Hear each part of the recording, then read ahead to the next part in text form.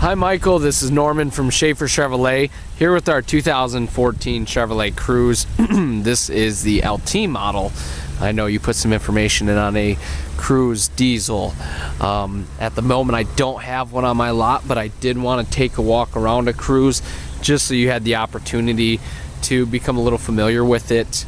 You know, with the Cruze diesel, basically what you're going to see in that car is it has everything the LS has everything the LT has, and then offers some of the features that you might see in something like the LTZ, but it has a sports tuned suspension, you know, remote vehicle start, leather appointed seats.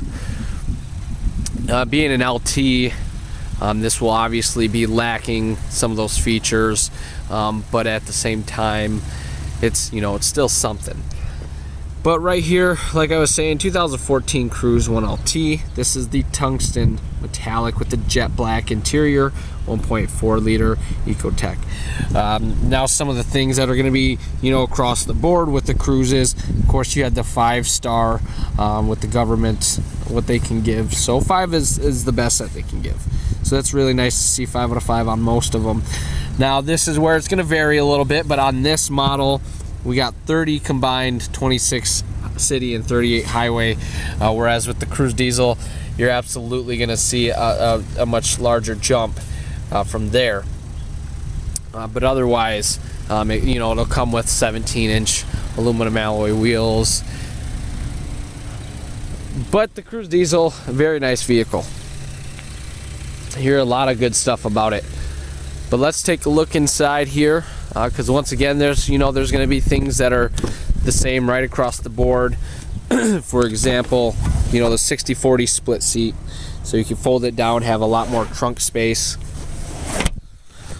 Get the armrest in the middle here, couple cup holders. You also have a 12-volt charger right down at the bottom there for your passengers back here.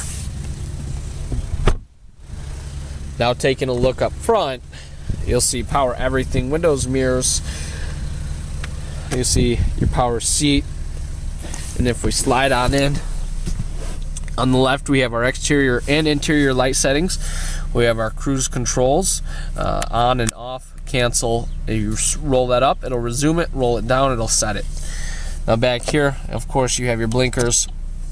But more importantly, you have your menu button. You press menu and it'll go over to option. You see remaining oil life, battery, there's units, tire pressure, back to oil life. But if you were to look at the trip and go through that information, let's start up top. You got the speed, fuel, timer, navigation, and then just your gas usage, I should say. And then right back to there. And you'll see your odometer right at the bottom. And also very cool, it shows, you know, which doors open. But on the right here we have volume controls. This wheel right here, if you press it, it'll switch between AM, FM, and XM. If you roll it, it'll change from your presets. Excuse me. On the left of that is your voice command buttons, and then below that you have your audio mute or your hang up button, whichever, you know, at the time. If you're talking to somebody, you can press that, it'll hang it up. Or if you're listening to music, you can press that, it'll turn it off. Wipers on the right. I'm taking a look up here, some storage in the top there. We also have OnStar capabilities right up in the mirror. Your radio controls, of course, very driver centric. Everything's right here at your fingertips. It feels kind of, you know, feels like it's more towards you. If I'm trying to, you know, I haven't had a lack of words, but CD player. Here's where you'll find your locks. You'll notice I didn't say, you know, the locks earlier, just power windows and power mirrors, but you find your locks right in the center, right next to your hazard. Let's move this out of the way. We got your climate controls, a little storage, and this is kind of cool too. You could shift just like that by throwing it all the way back, and then you can, you know, like just like that. Very cool stuff. Traction control. You got your emergency parking brake, whatever. Down in there, auxiliary. Oh, let me lift that up. You have an auxiliary port and a USB port, and some storage. But with this vehicle, pretty straightforward. Like I said, there is going to be a couple things that you'll notice different between the Cruze diesel and especially an LT.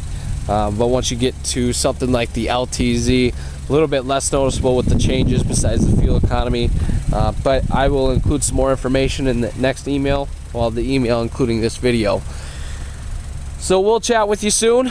Norman from Schafer Chevrolet, give me a call at 989-879-2211 or take advantage of my personal cell phone, 989-313-6941. Thanks and have a wonderful day.